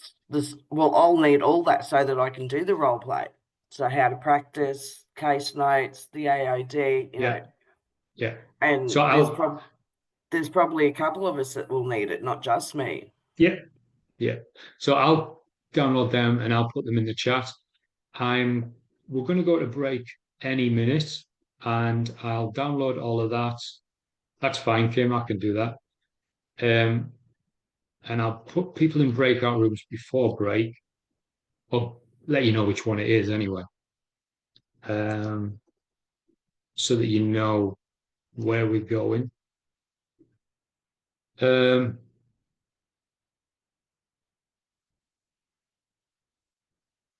okay. Now, that looks good based on the fact that hopefully everybody that's in the class tonight is actually here and not just popped off to make some dinner for the next half an hour.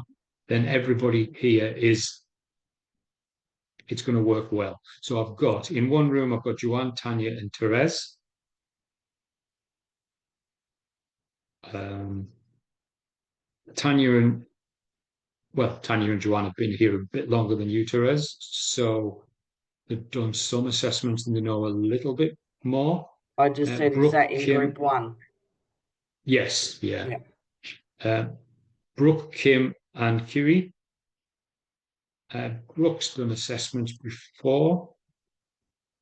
And then we've got Aileen, Alison, and Caroline. Actually, Brooke's internet keeps dropping out.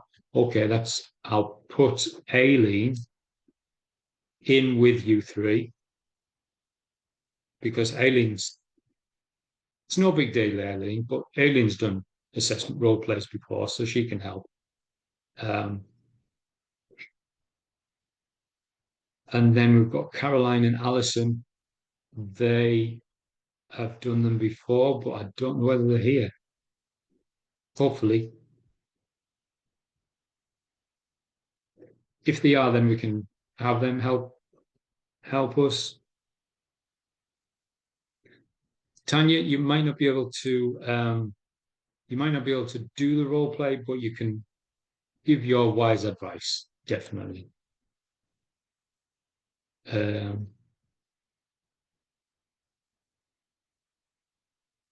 Okay, let's go for break, and we'll get back to this afterwards, and I'll download a lot of stuff. So we'll see you in 10 minutes.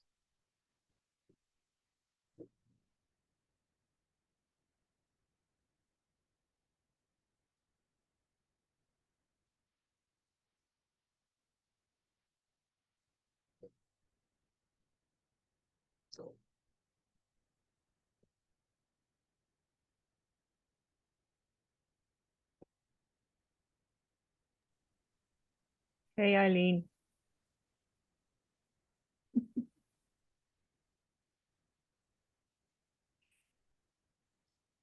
Hi, How are you? Good. Yeah.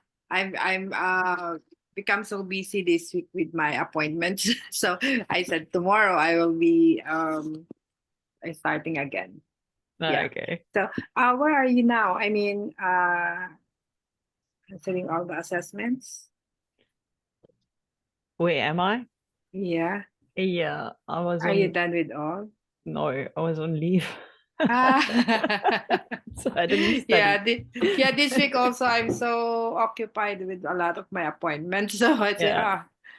when I reach home, yeah. But once you're ready, let me know. Yeah, Oh, we can yeah. able to work on. Have you done this one? This Actually, not yet 002? not yet because I find it a bit complicated. Yeah, and I want to, especially this one, there's a lot of links that we can open. I think Oh, it's yeah. a very good link that we can able to study.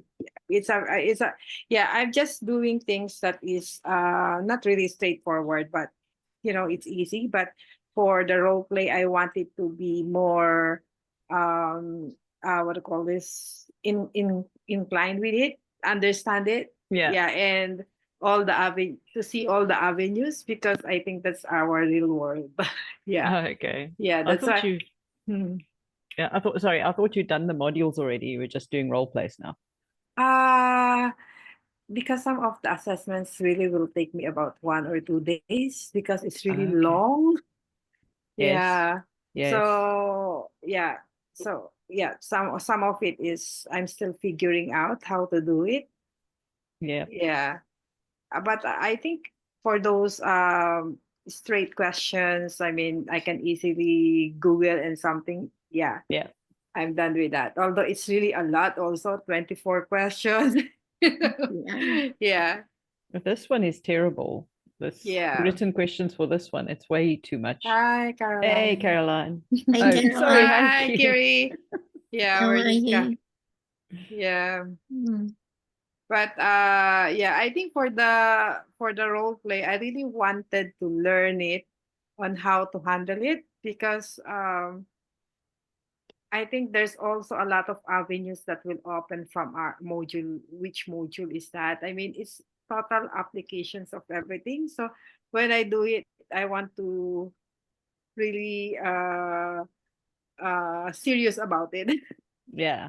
Yeah, especially this Antoine. Yeah, Antoine. Antoine. Yeah. Oh, Yeah, but I think that's the most important assessment because just like when we did it, the way you say things and some are really unpredictable. You might feel something that, oh, I'm not ready. Yeah, yes. Yes. it's a bat in of information that okay, how to deal with it. And I think it's quite good rather than the scripted type. Yeah. No, the script didn't work out. Yeah, I see what you because meant there. Didn't work at all. yeah, especially in my case that I'm not been into the what do you call this, into the real world of I mean, I'm also in the patient care, but it's a different one, just a counseling for medications, but not on this one, handling the emotions and their situations, calming people. So it's Yeah. not really my strength. Yeah. I think Caroline, you're the one that actually works in the field already. So she's so we're lucky. all looking at you to teach us. I Yeah, actually she's work so in mental lucky. health too. Sorry? Yeah. I actually work in mental health as well. Oh, for real? Oh, that's good, Gary. Yeah. No, it's not. No, share your experiences for those of us Yeah, who don't how is know. it? Oh my gosh, I'm just I'm a kind of tactile person. I can actually go and do, but when it comes to doing the theory and then putting it together, it's like, oh my God, is that what it's called? I didn't know I was doing that. Wow. It's just Yeah, kind of, true. yeah, you just go I in and think- you just, you just talk to them naturally. You are professional. You do ask them, how did you sleep? Were you okay? Think just normal questions, and you're building that rapport with them. They like to talk to people, the people I work with, they like to talk to people because in their own way, they're sussing you out as well. So like I worked with my guy today, and he came to the door and said, good morning. I said, good morning. How are you? How did you sleep? And he answered the question, oh, I feel really good, you know. And of course, it's a ripple of like, how are you today? So I said, oh, yeah, I'm really good. So it's like building it up, and it's just talking naturally to them. Oh, what are you on to today? What would you like to do? Oh, I'm thinking about going to Bunnings, and oh, okay, what are we looking for at Bunnings? So it's like a lead on sort of thing, just a normal conversation like you have with your friend. And That's then true. you build on from that. If you have a title or a subject that you want to specifically talk about, you put the subject in there, but then you build on it. Okay, we're going to Bunnings. What are we going to do at Bunnings? Are you going to have a drink at the cafe like you normally do? What are you having today? What are you looking for? That's great.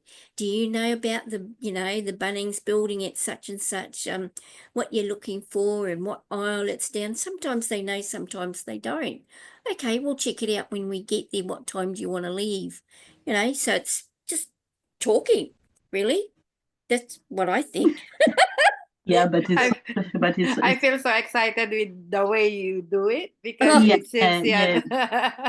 yeah. Because I think this work, it needs someone who is very, very creative, and the one who have like communication skills. Mm-hmm. Yes, you need to have communication skills. You need to have creative.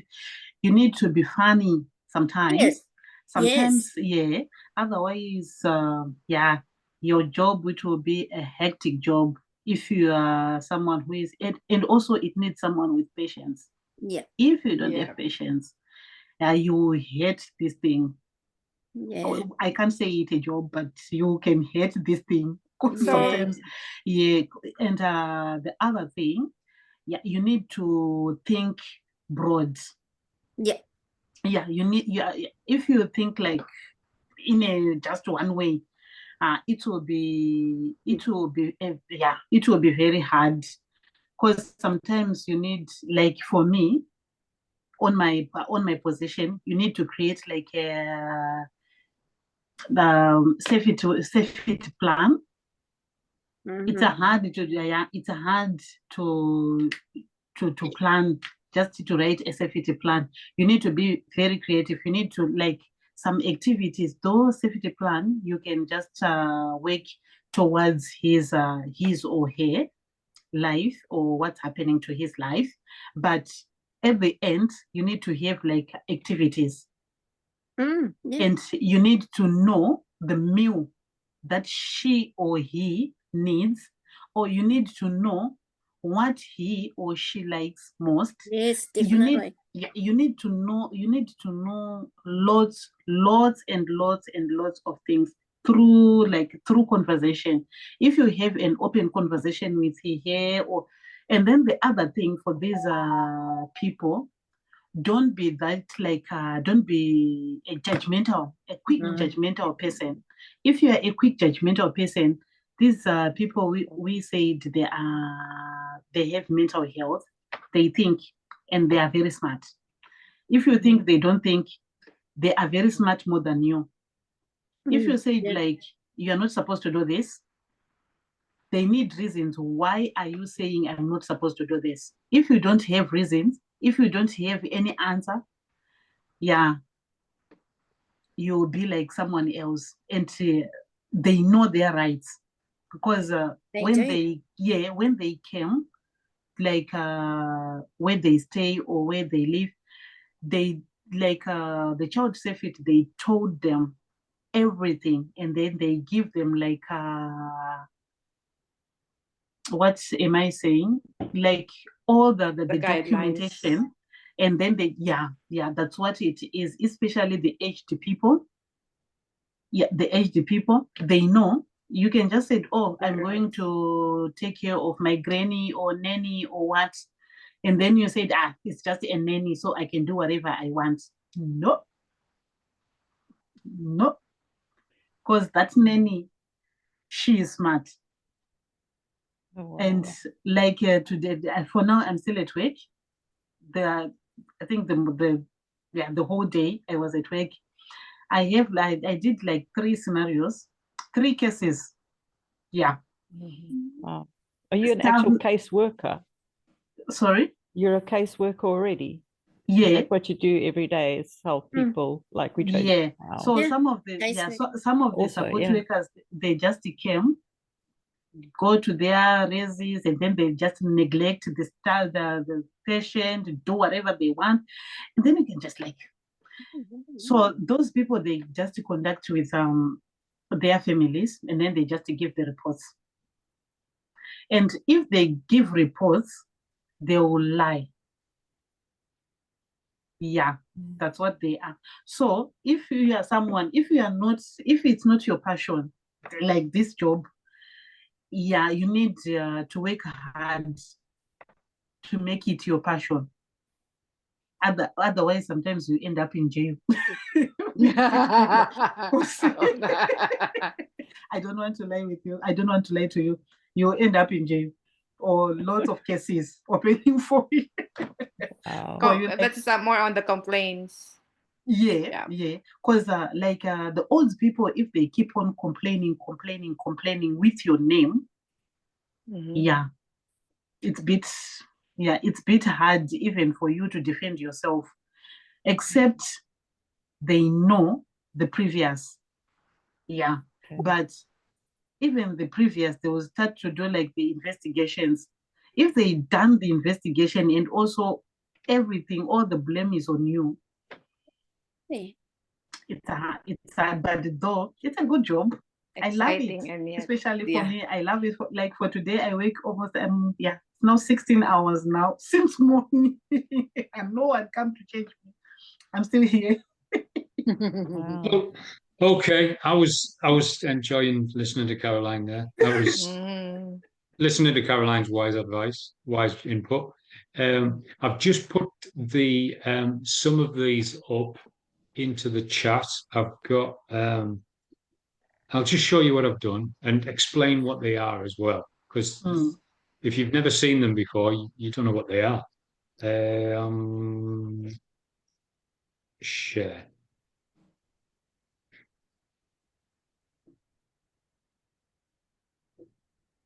So urge log. I'll show you what it looks like. Date and time. What was the intensity? How long did it last? And yeah, like I said, this is AOD, alcohol and drug specific. Like that's the people that use it a lot for alcohol and drugs, but it doesn't have to be. It could be for tracking mental health, emotional triggers. You could use it for that. Interesting. So you would track it like that. What prompted it? Why did it start? A friend rang and invited me out for a drink, or mum called and it sent me on an emotional downward spiral, something like that. How did I manage it? What did we do? So that's to track like day after day after day, or it might not be that. It might be more intense, like 3 o'clock, 4:30, 5:10, 7 p.m., all the way down. It might be just one day. So that's an urge log. And how to practice mindfulness. It's not meditation.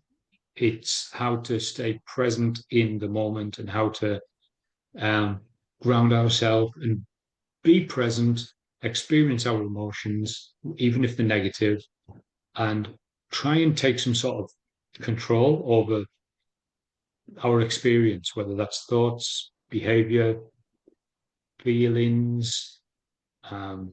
So how to do that is here. And if you don't do anything like this, that's fine. But it's really helpful to know how to do it because it helps so many people. It could help you, and it will probably help the client that you're working with. So if this is the kind of thing that you don't do, try it a few times, and then you'll be able to help somebody else with it. So that's how to practice mindfulness. Case notes, Antoine, I'll look at this last because this is intensive. No, I'll look at this one now. It's the assessment form that's way too big. You don't need to look at that yet. Case notes, this is like 11th of the 10th, comprehensive assessment completed, recommended counselling along with contact. This is for Antoine. This is his case notes that has been written up for you. So on 13th the 11th, he had a counselling session with you. This is your case notes. Confirmed GP appointment made. Antoine had, and it doesn't make sense. Antoine and have made and have agreed to couples therapy. So we'll get an appointment set up for them. Spoke about his support system, which is currently just his wife. We discussed getting involved in some support meetings to give him another avenue for support. Going all the way down.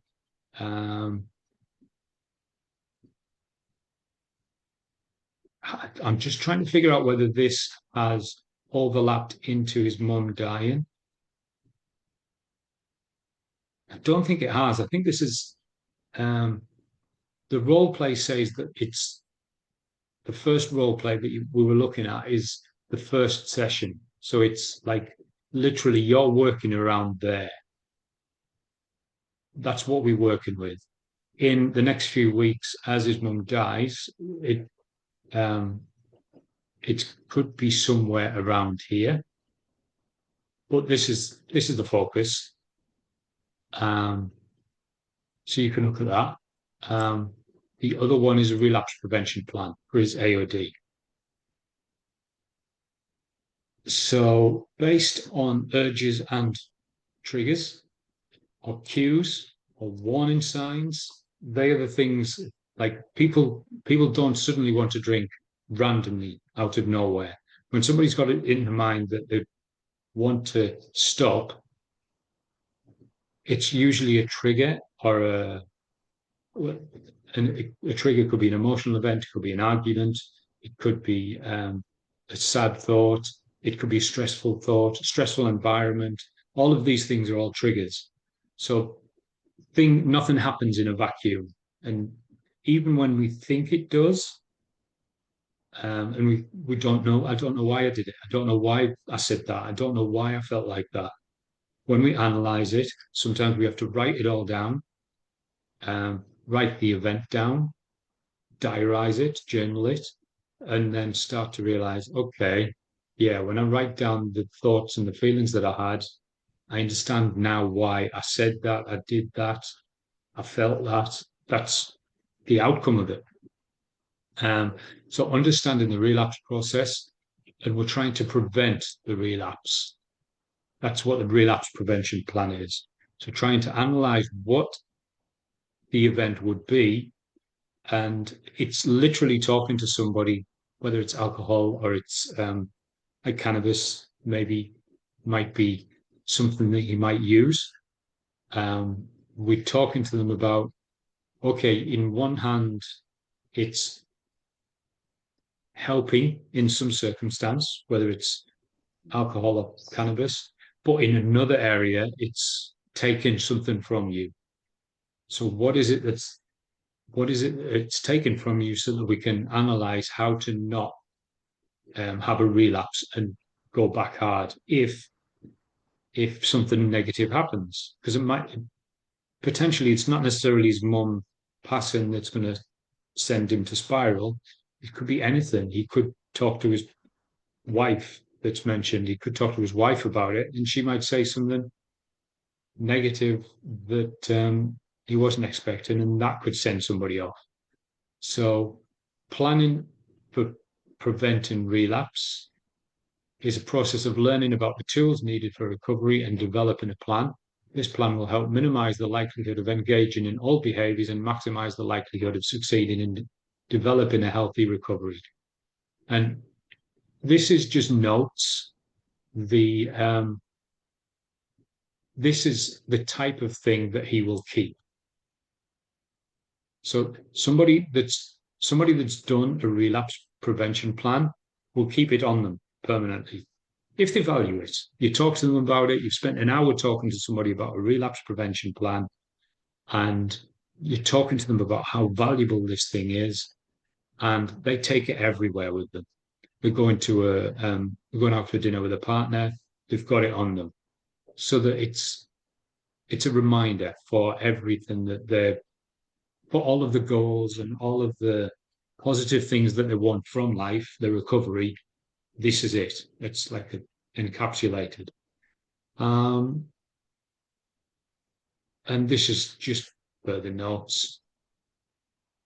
So it's not meant, if he's taking it out with him when he's at work, or when he's looking after mum, or when he's going out for some food with his wife, he doesn't need like 3 or 4 document papers with him. He needs just a little bit. It could be something like, he might just take this and that, just a few boxes. But there's plenty of stuff here to talk about with him.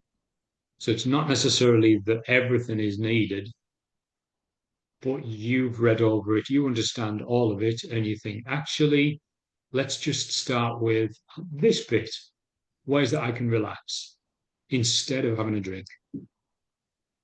5 things I want to do rather than use. And he's written these down. So that's a great focus already. If these are the things he wants out of his life, and he knows that whatever he's using is ruining that, that's a good thing to help him to remind himself of that. And relapse, or not necessarily relapse, but a mistake. Relapse would be something, whether it's a mental health disorder or it's a AOD issue. A relapse is when something comes back and takes over again, controls their life. Just like a terminal illness. It was gone, but now they've relapsed and it's come back in a big way. So a relapse is not like a little mistake. It's 2 completely different things. If somebody's having problems with an anxiety disorder, and that is a major anxiety disorder, and they want to stop that from happening, getting stressed because they couldn't find the car keys on the way out to go shopping and they haven't got much time, a little stress like that is not a massive return of the anxiety disorder that they thought they were over, and helping them realize that wasn't the anxiety coming back. That was a normal stress that most people have when you're rushing out and you're trying to find your keys. In the same way that somebody that's trying to give up the alcohol, drinking half a bottle of whiskey every night, and they get stressed, so they have a beer, and then they feel ashamed of it for 3 days, and they don't touch alcohol again. It's not a relapse. It's somebody's just made a mistake. So it's trying to help Antoine through feeling ashamed about if anything bad happens. And a lot of the role plays, a lot of the assessments talk about contingency planning. It might be in some of the paperwork assessments, research, or it might be in a role play assessment where you have to talk to somebody about, okay, well, this has happened. That's fine. What we're going to do instead. So that's enough of me waffling. You need to talk to each other about the assessment, really. And download any of that you need.